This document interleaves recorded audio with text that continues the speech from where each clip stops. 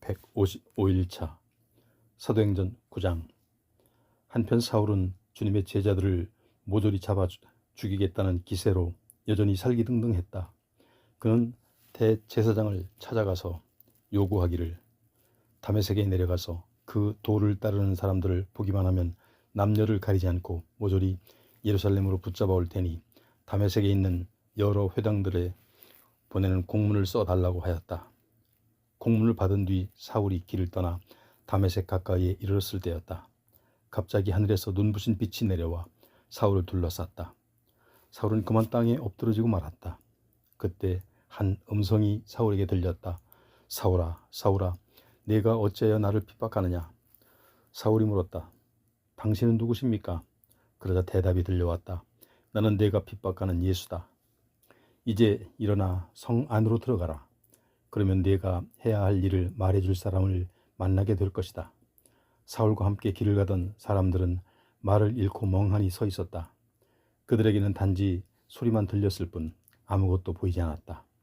사울은 땅에서 일어나 눈을 떴지만 아무것도 보이지 않았다. 그는 일행의 손에 이끌려 다메섹 성 안으로 들어갔다. 사울은 사흘 동안 앞을 보지 못하는 상태에서 아무것도 먹지도 마시지도 않은 채 지냈다. 한편 다메섹에는 아나니아라는 한 제자가 살고 있었다. 하루는 주님께서 환상 속에서 그에게 나타나 그를 부르셨다. 아나니아야. 그가 대답했다. 예, 주님. 주님이 그에게 말씀하셨다. 너는 일어나 곧은 거리로 가서 유다라는 사람의 집을 찾아 거기서 다소 사람 사울을 만나라. 그는 지금 거기서 기도하고 있다. 그는 기도 중에 환상을 통해 아나니아라는 사람이 들어와 자신에게 손을 얹자 자신이 다시 앞을 보게 되는 광경을 보았다. 아나니아가 말했다. 주님, 저는 그 사람에 대해 많은 소문을 들어 잘 알고 있습니다. 그 사람은 예루살렘에 있는 신자들에게 온갖 해를 끼쳤다고 합니다. 게다가 지금 그 사람은 대제사장으로부터 주님의 이름을 부르는 자들을 모조리 체포할 수 있는 공문까지 받아가지고 이곳으로 왔다고 합니다. 그러나 주께서 아나니아에게 말씀하셨다. 너는 일어나 가거라. 그 사람은 내 이름을 이방 사람들과 그들의 왕들에게 또한 이스라엘 백성들에게 전하고자 내가 특별히 선택한 그릇이다. 그 사람이 내 이름을 위하여 얼마나 많은 고난을 받아야 할 것인지 내가 그 사람에게 보여줄 것이다. 마침내 아나니아는 일어나 그 집을 찾아 안으로 들어갔다. 아나니아는 사울에게 손을 얹고 말했다. 사울 형제여, 당신이 이리로 오는 도중 당신에게 나타나셨던 주 예수께서 당신을 다시 보게 하고 또 당신이 성령으로 충만하게 되도록 하기 위해 저를 여기 보내셨습니다.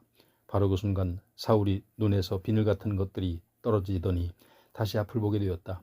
사울은 자리에서 일어나 즉시 세례를 받았다. 그런 뒤 사울은 음식을 먹고 기운을 회복했다. 이후 사울은 며칠 동안 다메섹에 있는 신자들과 함께 지냈다. 그런 다음 사울은 곧바로 그곳 회당에 가서 예수께서 하나님의 아들이심을 선포하기 시작했다. 사울의 말을 듣는 사람들은 모두 자신들의 귀를 의심했다. 아니, 이 사람은 예루살렘에서 예수 믿는 사람들을 마구 붙잡아 감옥에 쳐넣었던 그 장본인이 아닌가. 그가 여기 온 것도 신자들을 붙잡아 대제사장들에게 넘기기 위해서가 아니었던가. 그러나 사울은 더욱더 힘을 얻어 예수께서 그리스도이심을 힘써 증거했다. 그러자 다메섹에 사는 유대 사람들은 크게 당황하였다. 여러 날이 지난 후 유대인들은 더 이상 그대로 두고 볼 수 없어서 사울을 죽이기로 모의했다. 하지만 사울은 그들의 계획을 알아차렸다. 유대인들은 밤낮으로 사방의 다메섹 성문을 지키며 사울을 죽일 기회를 노리고 있었다. 그러나 어느 날 사울을 따르던 자들이 한밤중에 사울을 광주리에 넣어 몰래 다메섹 성 밖으로 달아내렸다. 다메섹 성 밖으로 도망쳐 나온 사울은 예루살렘으로 올라가서 그곳의 제자들과 합류하려 했다. 하지만 모두가 사울을 두려워할 뿐 그가 정말로 예수의 제자가 되었음을 믿으려고 하지 않았다. 그러나 바나바는 사울을 받아들여 그를 데리고 사도들에게로 갔다. 그리고 바나바는 사울이 다메섹으로 가는 도중에 어떻게 주를 뵙게 되었으며 또 주께서 그에게 무슨 말씀을 하였고 또 다메섹에서 그가 얼마나 두려움 없이 예수의 이름으로 담대히 복음을 전했는가를 사도들에게 상세히 설명해 주었다. 그제야 제자들은 사울을 받아들였고 사울은 제자들과 함께 지내며 예루살렘을 자유롭게 다니면서 주의 이름을 담대히 전했다. 사울은 헬라어를 쓰는 유대인 몇 사람과 이야기를 나누고 토론도 했지만 그들은 무조건 사울을 죽이려고 했다. 믿는 형제들이 이 사실을 알아차리고 사울을 가이사랴로 데리고 갔다가 다시 다소로 보냈다. 그리하여 교회는 유대와 갈릴리와 사마리아 온 지방에 걸쳐 튼튼하게 성장하면서 평안을 누리게 되었고 또한 주님을 경외하는 삶과 성령의 위로를 받는 가운데 날로 신자의 수가 늘어났다. 그 무렵 베드로는 여러 지방을 두루 다니다가 루다에 내려가서 그곳 신자들을 방문하게 되었다.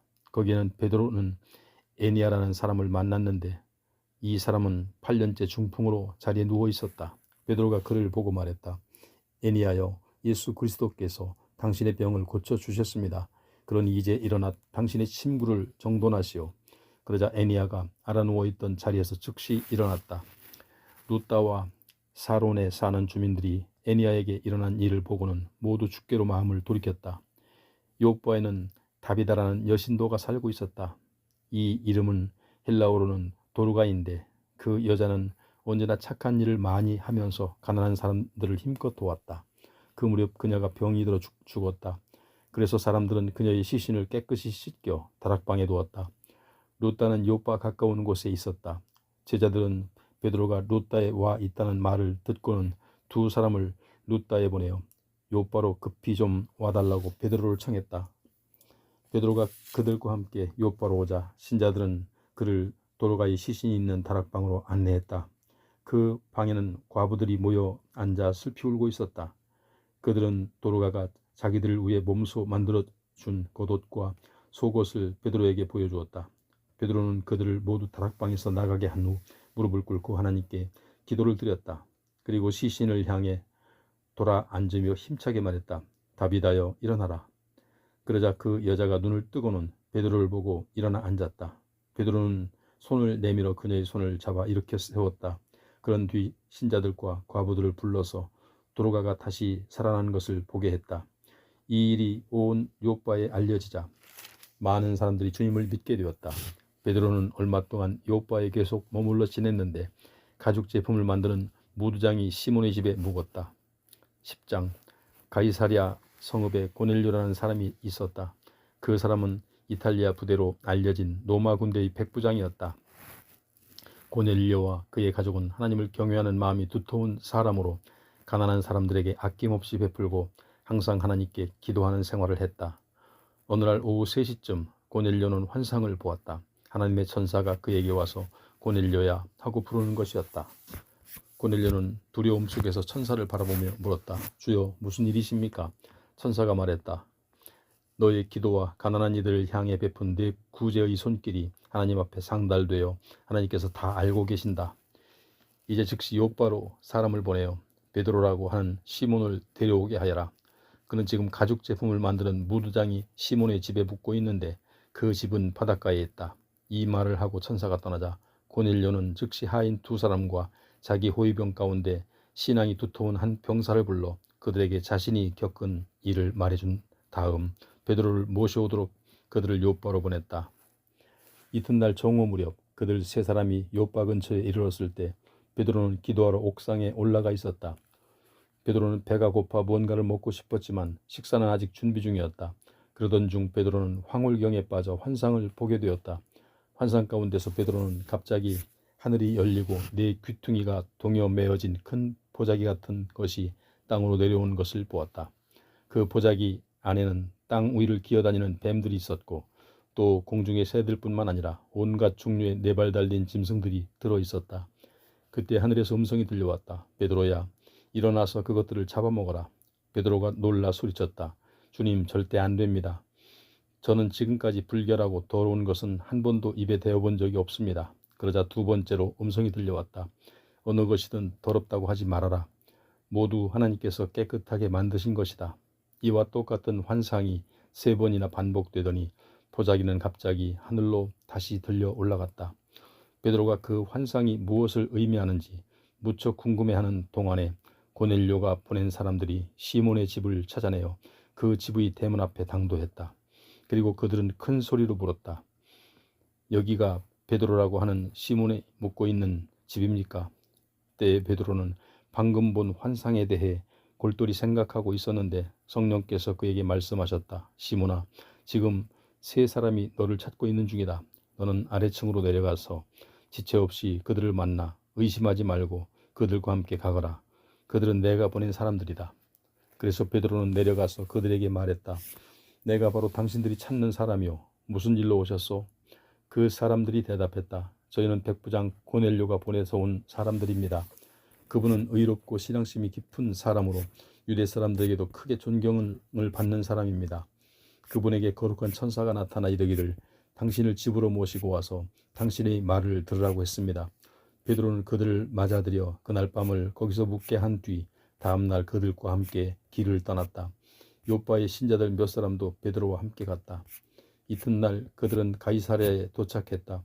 백부장 고넬료는 친척과 친구들을 자기 집에 모두 불러놓고 베드로 일행을 기다리고 있었다. 베드로가 집 안으로 들어가자 고넬료가 일어나 베드로 앞에 엎드려 절을 했다. 그러자 베드로가 고넬료를 얼른 일으켜 세우며 말했다. 일어나시오. 나도 당신과 똑같은 사람일 뿐이요. 그리고 베드로는 고넬료와 잠시 이야기를 나눈 다음 사람들이 모여있는 방으로 들어갔다. 베드로가 그들에게 말했다. 여러분도 잘 아시다시피 우리 법에는 유대인이 이렇게 이방인과 사귀거나 방문하는 것이 금지되어 있습니다. 그러나 하나님께서는 어떤 사람도 차별해서는 안 된다는 것을 제게 환상으로 보여주셨습니다. 그래서 여러분이 저를 부르러 사람을 보냈을 때 거절하지 않고 이렇게 왔습니다. 그런데 여러분은 무슨 일로 저를 오라고 하셨습니까? 백부장 고넬료가 대답했다. 나흘 전입니다. 제가 이맘때쯤 오후 기도를 주님께 드리고 있는데 갑자기 제 앞에 눈부시게 빛나는 옷을 입은 사람이 나타나서 제게 말하기를 고넬료야, 하나님께서 네 기도를 들어주셨고 내가 가난한 사람들에게 베푸는 자선을 모두 기억하고 계신다. 이제 너는 요바로 사람을 보내어 베드로라고 하는 시몬을 모셔오게 하여라. 그는 지금 가족 제목을 만드는 무두장이 시몬의 집에 머물고 있는데 그 사람은 바닷가에 있다라고 하였습니다. 그래서 제가 즉시 선생님께 사람을 보냈던 것인데 이렇게 와주셨으니 잘 하셨습니다. 저희는 주님께서 선생님을 통해 저희에게 명하시는 모든 말씀을 들으려고 지금 이렇게 하나님 앞에 모여 있습니다. 베드로가 입을 열어 말하기를 시작했다. 이제야 내가 분명히 깨달았습니다. 그것은 참으로 하나님께서 유대인만을 사랑하시는 것이 아니라 사람을 차별하지 않고 어느 나라 사람이든지 하나님을 경외하고 옳은 일을 행하는 사람은 누구든지 다 받아주신다는 사실입니다.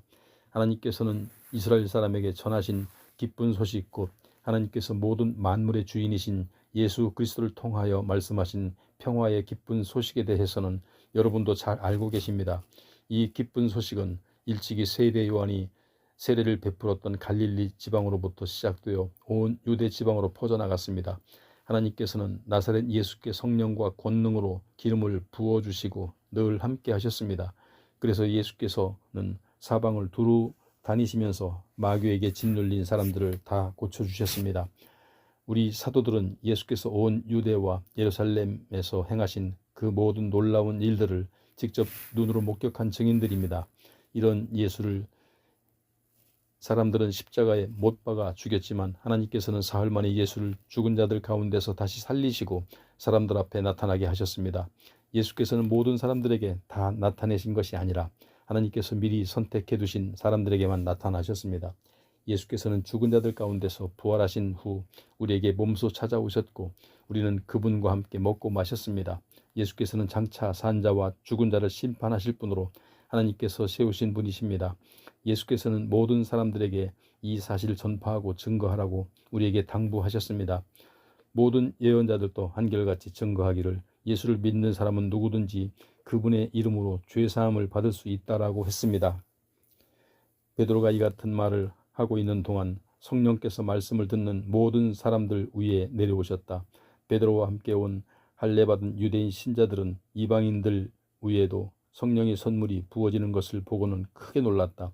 그러나 이방인들이 방언으로 말하면서 하나님을 찬양하는 것을 직접 들었으니 의심의 여지가 없었다. 그때 베드로가 말했다. 이분들에게 세례를 주는데 반대하실 분은 없으시겠지요? 이 사람들도 우리처럼 분명 세례 성령을 받았습니다. 그러고서 베드로는 예수 그리스도의 이름으로 그들에게 세례를 베풀었다. 그들은 베드로에게 며칠만 자기들과 함께 머물다 가시라고 간청하였다. 11장. 유대에 있는 사도들과 신자들은 이방인들도 하나님의 말씀을 받았다는 소식을 들었다. 베드로가 예루살렘으로 돌아오자 할례받은 유대인 신자들은 베드로를 비난하면서 당신은 받지 않은 이방 사람들의 집에 들어가 그들과 함께 음식을 먹었다지요? 하고 따졌다. 그래서 베드로는 그동안에 있었던 일들을 그들에게 낱낱이 설명해 주었다. 요바에서 기도를 드리던 중 나는 황홀경 상태에서 환상을 보았는데 그 환상은 이러했습니다.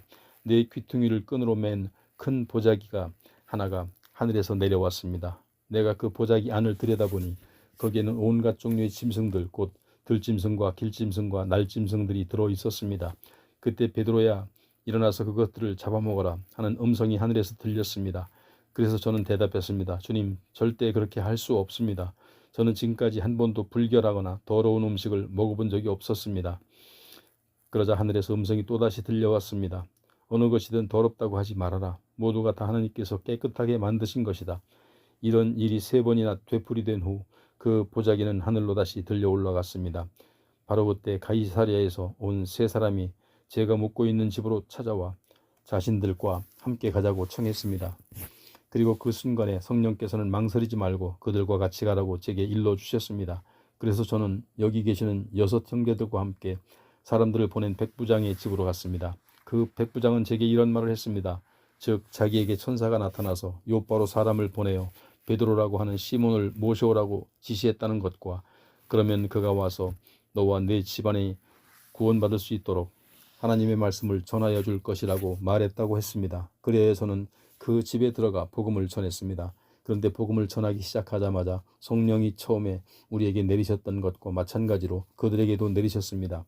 바로 그때 저에게는 세례 요한은 물로 너희에게 세례를 주었지만 너희는 장차 성령으로 세례를 받을 것이다 라고 하셨던 예수님의 말씀이 생각났습니다. 이와 같이 주 예수 그리스도를 믿는 우리에게 하나님께서 주셨던 것과 똑같은 선물을 그들 이방 사람들에게도 주셨으니 내가 누구에게 감히 하나님의 일을 막을 수 있겠습니까? 이 말을 듣고 베드로에게 따져 물었던 유대인 신자들은 더 이상 할 말이 없었다. 그들은 하나님을 찬양하면서 하나님께서는 이방 사람들에게 생명에 이르는 회개의 기회를 허락해 주셨구나 하고 말하였다. 그 무렵 스데반에게 가해진 핍박 사건 이후로 잇따라 일어난 박해 때문에 각소로 뿔뿔이 흩어진 신자들은 페니키아, 키프로스, 안디옥까지 다니면서 유대 사람들에게만 복음을 전했다. 그런데 그들 중 키프로스와 구레네 출신의 신자들 몇 사람은 안디옥으로 가서 헬라 사람들에게도 주 예수에 관한 복음을 전하기 시작했다.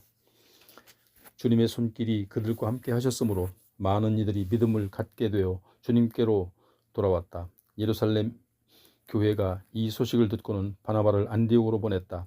안디옥에 도착한 바나바는 하나님께서 베푸신 은혜의 증거들을 보고 크게 기뻐하였다. 그래서 온 마음을 다하여 주께 충성하라고 신자들을 위로하고 격려했다. 바나바는 착한 사람이요 또한 성령과 믿음이 충만한 사람이었으므로 많은 이들이 바나바를 통해 주님께로 나오게 되었다. 그 후 바나바는 사울을 찾으러 다소로 갔고 거기서 바나바는 사울을 만나 그를 데리고 함께 안디옥으로 돌아왔다. 2 사람은 1년 내내 그곳 안디옥 교회에 머물면서 많은 사람들을 가르쳤다. 그리고 이곳 안디옥에서 사람들은 처음으로 예수를 따르는 제자들을 그리스도인이라 부르기 시작했다. 그 무렵 예언자 몇 사람이 예루살렘에서 안디옥으로 내려왔다. 그들 가운데 아가보라고 하는 사람이 성령의 감동을 받아 예언하기를 로마 세계 전체에 큰 기근이 일어날 것이다 라고 하였다. 그의 예언은 실제로 로마 황제 글라우디오 때에 이루어졌다. 그래서 안디옥 교회의 신자들은 각자 힘 닿는 대로 헌금을 해서 유대에 살고 있는 형제들에게 구제금을 보내 돕기로 결정했다. 그리고 그들은 헌금을 모아 자기들이 거둔 구제금을 바나바와 사울 편으로 예루살렘 교회의 장로들에게 보냈다. 12장. 그때 분봉왕 헤롯이 박해의 손을 뻗쳐 교회에 속한 몇 사람을 붙잡았다. 헤롯은 그 중에서 먼저 요한의 형제인 사도 야고보를 칼로 죽였다.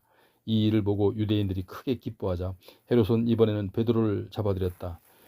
그러나 이때가 무교절 기간이었으므로 헤롯은 베드로를 감옥에 가둔 뒤 경비병 4명을 한 조로 만들어 모두 4조로 하여금 그를 지키게 했다. 6월절이 끝나면 베드로를 백성들 앞에 끌어낼 요량이었다. 이렇게 베드로는 감옥에 갇혔고 교회는 베드로를 위해 하나님께 간절히 기도드렸고 있었다. 헤롯이 베드로를 백성들 앞에 끌어내기로 한 전날 밤이었다. 베드로는 2개의 쇠사슬에 꽁꽁 묶인 채 2 군인들 사이에서 잠들어 있었다. 감옥문 앞에는 다른 경비병들이 지키고 있었다.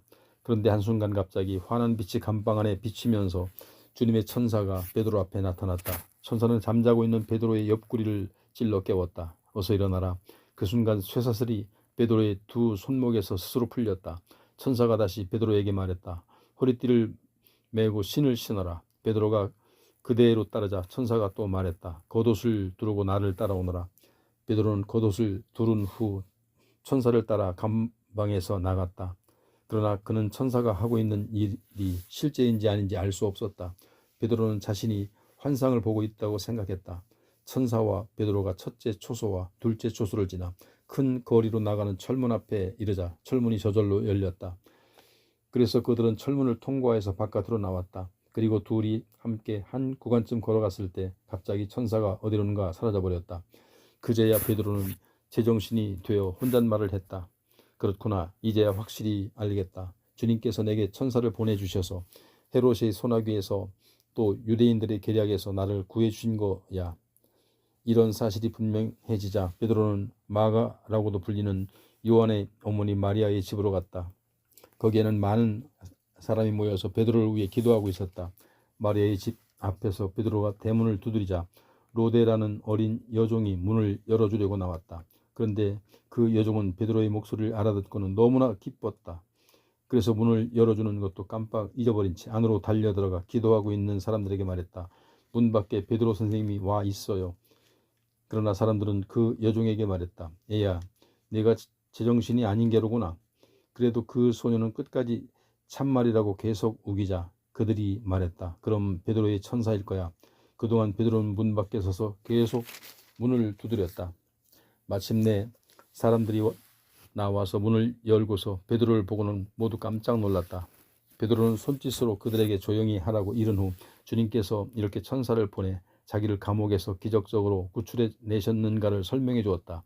이 일을 야고보와 다른 형제들에게도 속히 알려주시오. 이렇게 당부한 다음 베드로는 다른 곳으로 피해갔다. 날이 새자 감옥에서는 큰 소동이 일어났다. 밤사이에 베드로가 감쪽같이 없어졌기 때문이다. 모든 곳을 샅샅이 수색했지만 어디에서도 베드로를 찾을 수가 없었다. 그러자 헤롯은 경비병들을 신문한 뒤 사형에 처하도록 명령했다. 그런 뒤 헤롯은 유대를 떠나 가이사랴로 내려가서 잠시 그곳에서 지냈다.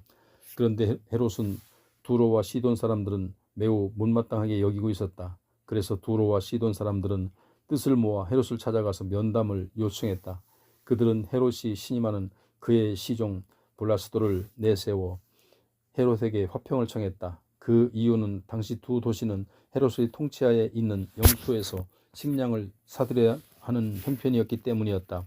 약속된 날이 되자 헤롯은 왕복을 입고 높은 보좌에 앉아 대중에게 연설을 했다. 헤롯의 연설이 끝나자 사람들이 아첨을 떨며 외쳤다. 와, 이것은 신의 음성인지 사람의 음성이 아니다. 바로 그 순간 주님의 천사가 헤롯을 내리쳤다. 헤롯이 하나님께 영광을 돌리지 않았기 때문이다. 그래야 헤롯은 온몸에 구더기가 가득해 먹혀 죽었다. 하나님의 말씀은 점점 널리 퍼져나가 믿는 사람들이 날로 늘어갔다. 한편 바나바와 사울은 예루살렘에서 자기들의 임무를 마치자 마가라고도 불리는 요한과 함께 안디옥으로 다시 돌아갔다.